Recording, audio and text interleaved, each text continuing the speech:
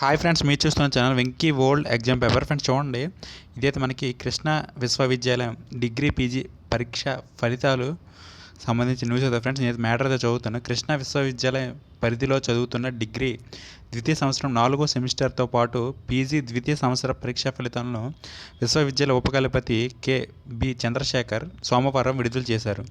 Degree ద్వితీయ సంవత్సరం 4వ సెమిస్టర్ పరీక్షల్లో మొత్తం 11,738 విద్యార్థులు 6,000 మంది 51.11 ఉత్తీర్ణత శాతం సాధించారు. వీరిలో 62.47% ఉత్తీర్ణతతో బాలికలు ముందంజలో నిలిచినట్లు పరీక్షల నియంత్రణ అధికారి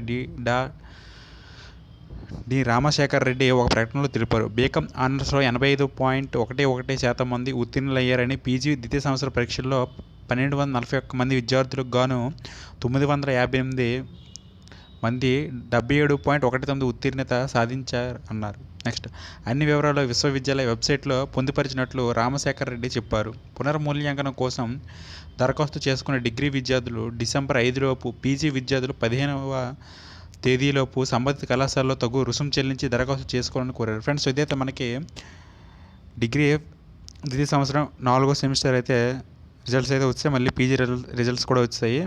మీకైతే మనకి రీవాల్యుయేషన్ ఎవరైతే పెట్టాలనుకుంటారో వాళ్ళకి డిసెంబర్ 5 లోపు అయితే మనకైతే ఛాన్స్ అయితే ఇచ్చాడు. నెక్స్ట్ పీజీ విద్యార్థులకి అయితే మనకి 15వ తేదీలోపు అయితే ఛాన్స్ అయితే ఇచ్చాడు. ఫ్రెండ్స్ ఇదైతే మనకి కృష్ణా యూనివర్సిటీ డిగ్రీ